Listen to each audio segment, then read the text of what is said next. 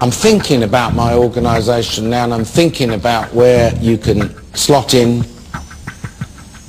And what would worry me would be if it's only sales and presentation, I'm wondering whether I could afford you the time to move forward and what it would be and what direction it would be.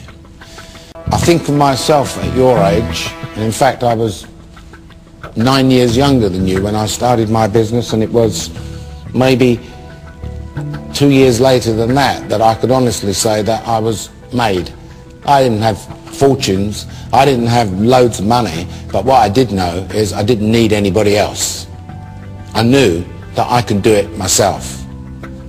And I think you can do it yourself. You've done it.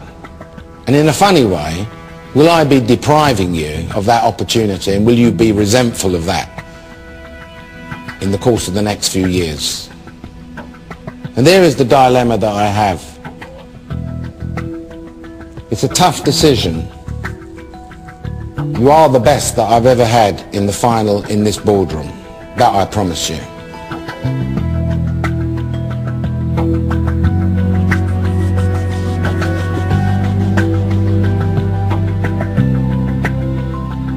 My instincts are telling me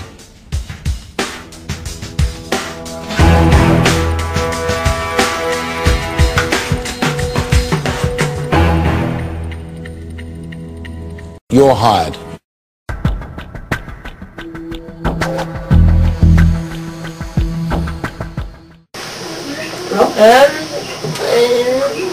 It's basically like Mrs. Turner thought it would be a good idea if we saw like what the senior leadership team did on a general day-to-day. So we all like took over. Apparently Owen agreed to it, so that's where I claim full responsibility. Yeah. Yeah, he shouldn't. So yeah, that's basically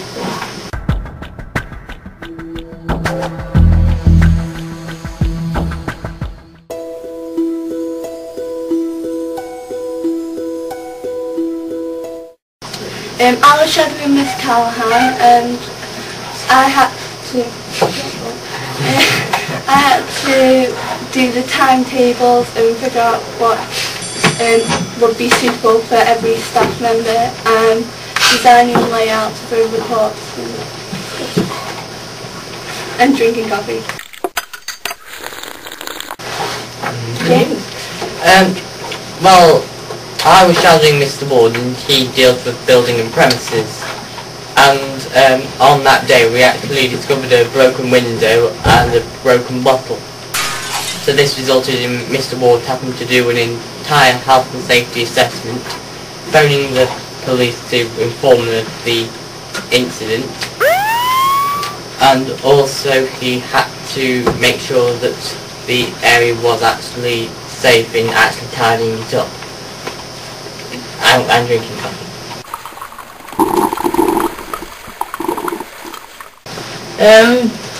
Basically just making sure everyone's doing it. Well, I'll show them Miss Turner, if you want to. And basically making sure everyone's doing the job. Sort of taking emails and phones and drinking coffee.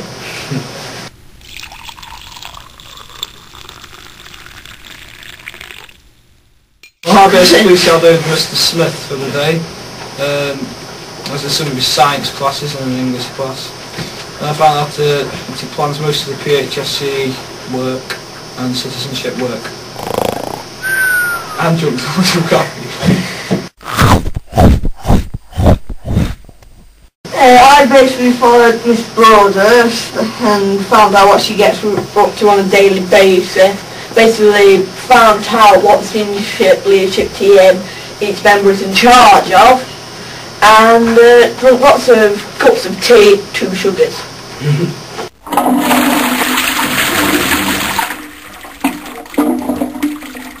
Basically we just drank coffee. And tea. No, just coffee. Yeah, we didn't actually. About the tea. Yeah. Oh yes, we did that. Yes, that's the next question.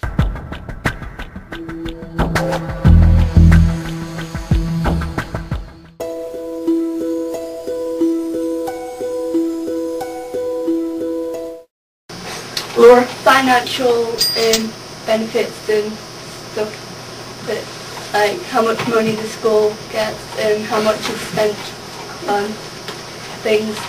Yeah. Jim?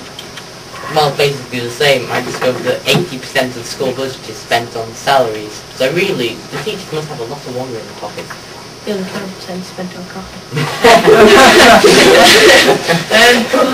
I learned that as a head teacher you can't actually plan your day, and that's, yeah, and you take a lot of coffee breaks and stuff. Oh really? I didn't really find anything new out.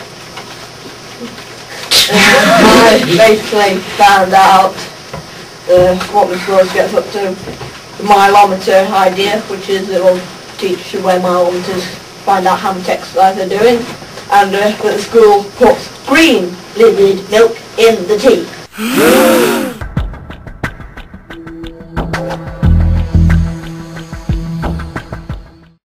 Look, I don't want to hear any more from anybody because I think we've kind of exhausted everything we can say. And I think you've shown me in this boardroom that you don't take no prisoners. And I think it's the manner in which you don't take no prisoners that maybe is concerning me. I don't like your last outbursts, and for my 40 years in business and my gut feeling, I don't like what I've seen across the table here today. You've talked yourself out of this. If you'd have shut up a while back, it may be someone else going. You are fired.